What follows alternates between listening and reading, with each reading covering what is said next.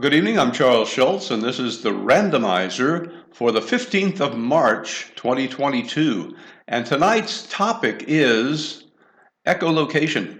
We're going to be looking at how animals and machines now can navigate using nothing more than sound waves. So, quickly, let's go over some of the physics behind it, how it works, and what we've discovered over the years. We always think of vision as depending on light, but that's not necessarily so.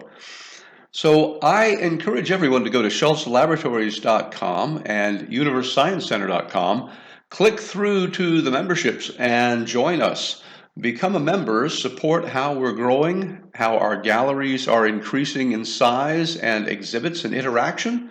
Get your Oculus or your Vive, go wander around in there in 3D space, bump into things, play with some of the exhibits and learn a lot of stuff. It's great fun. Invite your friends, become a supporter, become a member, and also join us every weekday at 6 p.m. Eastern Standard Time for the Randomizer, where I discuss a random technical term and pick holes in it, talk about it, see how it makes the world a little better, and what it means for us. It's a lot of fun. Also, we're going to resume our lessons on 9 p.m. Eastern Standard Time Mondays very shortly. We're going to be talking about environments in other worlds, different solar systems, all sorts of physics, robotics, other interesting subjects. So look online. We'll be posting our new lineup of classes very shortly, and we invite you to join us for those. They're a great deal of fun and very informative. So let's get back to the subject at hand, echolocation. So imagine you're in a dark room and you have no source of light. Now, we often would be left to only pawing around in the dark and seeing what we can touch somewhere and what is this? That's not always the best way to get around. After all, you could hit something hazardous sometimes. A lot of people who are blind have learned that sound can be an important tool in locating the room. And some people you will notice who are visually impaired or blind will sometimes tick when they're walking through a room or a hall, make a little ticking noise. What they're doing is they're gauging the reflection of that noise from the walls or objects in the room, and it helps them navigate. And sometimes simply the tapping of a cane will create that sound and help you navigate because it echoes. Now, this is an old principle, echolocation, and it's present in numerous species. Everybody knows about the bat. Now, bats have actually, they're said to have poor eyesight. They actually have very good eyesight. Bats are the only flying mammals that we know of in the world, and they use echolocation because they often fly at night. But they also have another interesting challenge. They eat usually insects. And so in order to do this, they have to locate a very tiny insect at night in the middle of the air. How do you do that? So bats have a very sophisticated system where they produce a little chirp or a squeal in ultrasonic frequencies, and there's a reason for that we'll talk about in just a moment. And the echoes off of their target, their prey, inform them where to fly and how to get it. So why ultrasound? Why not just noisy regular sound? Well, there's a very simple reason. Sound frequency is directly proportional, inversely proportional to its wavelength. In other words, deep sounds, bass sounds, have very long waves, and they're kind of like a very diffuse sort of light that's fuzzy and you wouldn't be able to see much detail.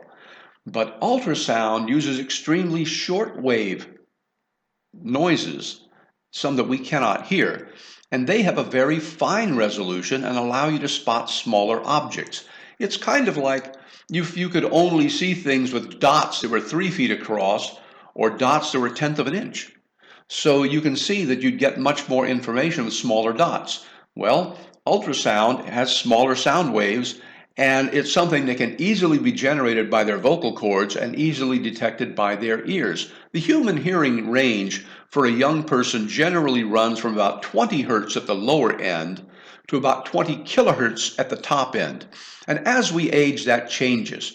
Now, people will say, well, why don't we hear below 20 hertz? Well, one of the reasons is it would be a real pain because muscle tissue itself, when moving, has a creaking noise at 10 hertz. A lot of predators in the water, and some even on the land, listen for this because they know that that sound means that some living item made of meat is nearby and it could be edible prey. Sharks home in on 10 hertz sounds from animals moving in the water, even if they're not splashing. So sound wave is very important. Any sound wave can be important to conveying information. So why do we not hear above 20 kilohertz? Well, basically there really isn't much information for us at that range because of how we process the sound. And the fact is our visual system works very, very well. We tend to sleep when it's dark in the wild, and we tend to be around and active only when there's light. Well, echolocation would allow us, like the bat, to be able to get an image of the things around us. Now, we've often heard the most complex thing known in the universe is the human brain. That's absolutely false. There are actually more complicated brains in this world right here. Whales and dolphins have brains that are incredibly complicated. If you look at a dolphin, it literally looks like two brains, and they are far more convoluted and complex than the human brain, and it's larger as well. Dolphins, they're often known technically as terciops, have an interesting trick to keep them from drowning. You see, dolphins are not fish. They have to breathe the air, so they can't stay underwater longer than about 15 minutes or they'll drown. So the dolphins have evolved a very interesting trick. One half of their brain goes to sleep while the other half remains awake. They literally have two halves of their personality, and one half is keeping them breathing all the time while the other one sleeps, and so they swap off the tasks. But dolphins' huge brains are not about staying awake in the water. They're about their amazing ability to use sonar, the echolocation method, to image their world. They literally can see the results of sound waves. One of the things that dolphin researchers discovered early on, and this is very early on, back in the 20s, is that the sound the dolphin produces echoes off their environment and allows them to get an image of where they're going. This is what inspired the development of sonar for submarine navigation.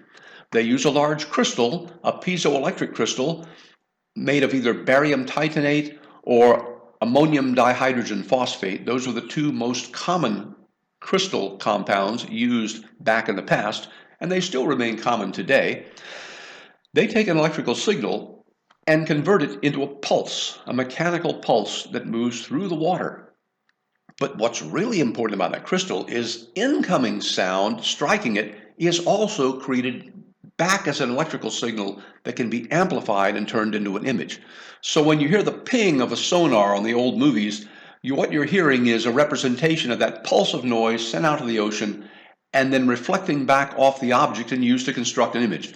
Now, it isn't as simple as it sounds, because imagine, parts of the sound get absorbed and don't come back. Parts get reflected off at odd angles. And by the way, how do you know it's your own sound and not someone else's also using sonar?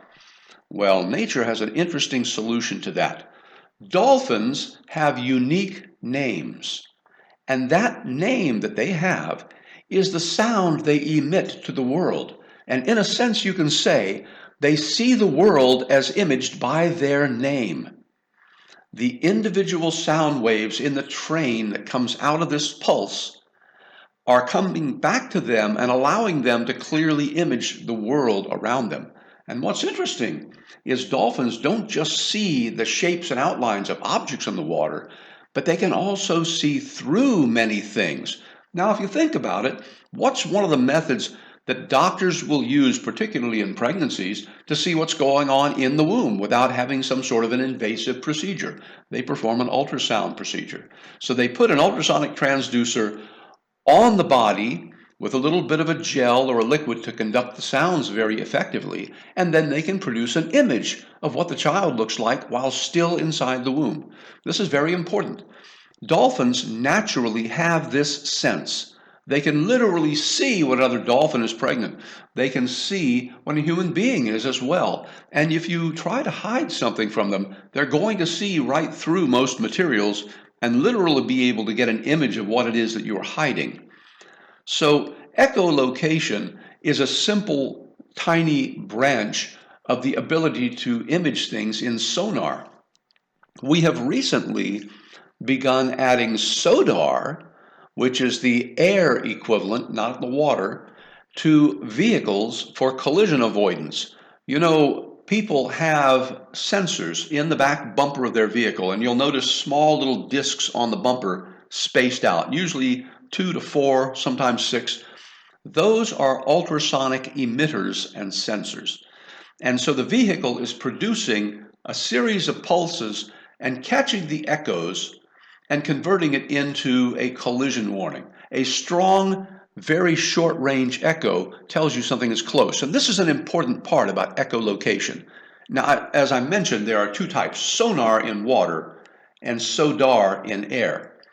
And the distancing and ranging, sonic distance and ranging, SODAR is what that means. Underwater, sonic navigation and ranging, sonar. But the distance to an object is critical here. Sound waves move through the air at somewhere around 700 miles per hour and reflect back. If you were to measure it on the small time scale with a computer or an oscilloscope, you'd see that it's around 47 microseconds per inch. So for every inch that the sound wave travels out, that's about 47 microseconds. So in 200 microseconds, it would have gone out about 2 inches. But there's a catch. The total time is how long it takes the sound wave to go out and strike an object and then echo back again. So you have to double the times. Now, when you're actually ranging how far away something is, if you want to know, you divide the time by 2 and then break it down into 47 microsecond elements, and that'll tell you how many inches away your target is. Interesting system when you think about it. And it's easy to jam. So usually, robust systems will use more than one frequency, and they will use a filter to knock out the extraneous noise. Now, there's an interesting side effect. What if you sent a sound wave to an object that is moving from you? Well, something interesting happens. The sound waves will stretch out in frequency with a moving object. And so the shift in frequency will be proportional to how quickly it is moving. If the frequency goes down, the object is running away from you. And if the frequency goes up, the object is coming toward you. This is a cue to how bats find moving insects in the dark. If the frequency that echoes back is getting higher, then the bat is approaching the insect, or vice versa, or both. And if it's getting lower, then it's obviously running away. So they can cue on where the prey is moving, not just where it's located. So these are really important elements of how you navigate. Now, producing an image with echolocation can be difficult because when you send out the signal, the first thing to return is from the closest object. But the use of the brain to process the differences using 2 ears will tell you the side that it's louder on, and therefore that's where the object is located. And it will also tell you something about the nature of the echo. If it's moving, if the surface is very smooth, or soft and absorbing, or a complex shape. So it literally will break the echo up into pieces, and you can hear the texture of the surface that the sound wave is reflecting off of. If you want to get a demonstration of this, there was something that I observed many years ago. I was standing outside during a fireworks display, and there was a large building with a corrugated metal roof not far from me. And I noticed when the fireworks went off, the bang was one sharp report, but all of the sound waves striking the roof came back in steps, because the roof was in corrugations of uniform size, and it would make a squeak, rising noise when it echoed off the roof. The Aztecs actually used this, and if you look at the stepped pyramids that they built years ago, the steps were of a uniform size, they ran up to the top, and if you clapped in front of the steps, the sound wave would echo back with this rising squeak, and it was meant to sound like the sound of the Quetzalcoatl bird, the call that it makes, and it echoes off those steps because it was a bird that they revered. So interesting notes about sound and detection and ranging and general acoustics. And it takes quite a bit of understanding to make an acoustically quiet room, by the way, because of all of these properties of sound waves. So we've gone from simple echolocation, the ability to shoot out a high frequency sound wave, locate an object, and range on it, to now figuring out its distance, its shape, its structure, how it's moving. All of these things can be seen, and that's why the dolphin's brain is so complex. It literally has grown an acoustic visual center that allows it to visualize everything in its world based on sound waves. Now, if anybody has any questions about echolocation or sonics or anything of that sort, the floor is open. And in the meanwhile, I'm going to encourage you once again to become a supporting member of Schultz Laboratories or Universe Science Center, and help us grow and add more material, more videos to our library, more fundamental teaching skills into our galleries. And if you have the ability to teach and you want your own classroom, your own virtual world from which to present your works, then contact us and we can build one for you. So, I don't see any questions, and I have nothing much more to add to this. If I get started, I'm going to go for an hour, which is a real hazard sometimes. Well then, I'm going to read you my quote for the day, and it is this, and I love this one. Therefore, when you do a charitable deed, do not sound the trumpet before you as the hypocrites do in the synagogues and in the streets, that they may have glory from men. Assuredly, I say to you, they have their reward. And that's Matthew 6:2. The idea is, if you do a good deed for someone, keep it quiet. Nobody needs to know. Well, thank you for seeing us tonight. Thank you for sharing your time with us. And thank you for coming to see the Randomizer and listening. We appreciate all of your support, and we hope that you'll be back tomorrow for another fascinating technical subject. So for everybody, I'm Charles Schultz with the Randomizer. Thank you, have a wonderful evening, and make the world a better place.